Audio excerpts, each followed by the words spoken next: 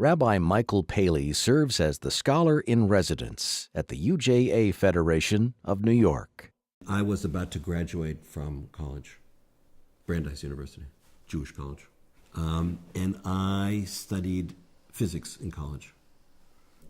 But I had always intended to become a rabbi during that time. I just wanted to study something hard, something testable, so I could become a rabbi with that background. That was very important.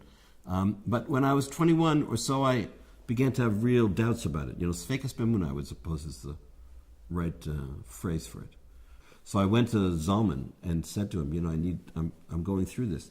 And he said, I'm going to New York, maybe a week later or so, and you should come and you should meet the Rebbe. By which I believe he meant look at the Rebbe.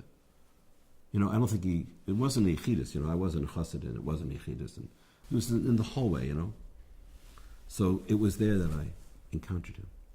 I hadn't expected probably to speak to him, but I was prepared to ask him questions about Amunah and about my own spiritual life.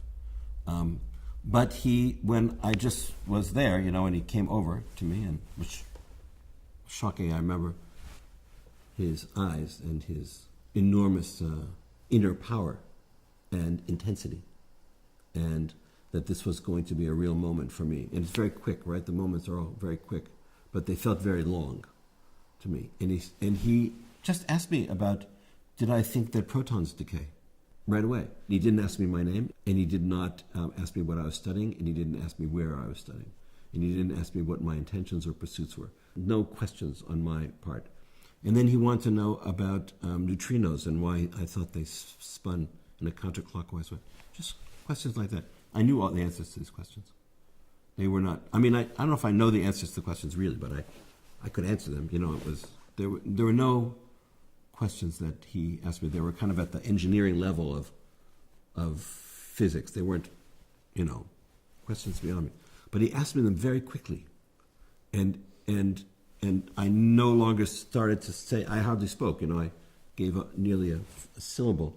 But he seemed to know that I knew the answer to the question. And it wasn't the point, So it was between the words. And I don't remember exactly all of the physical surroundings. It was a transporting event for me. He said that I should go back to the university and I should make sure that everything I learned took me to God. And then I saw Hashem in everything that I learned.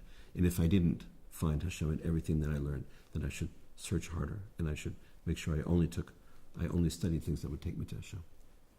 I don't think I would have thought about it that way before I met him, and I think I have tried to do that, to see how the world is connected to each other and to bring them together so that you can learn many different languages in the world, the language of science and the language of literature, the language of art, the language of business, the language of Judaism, the language of Torah, and you can make them all come together.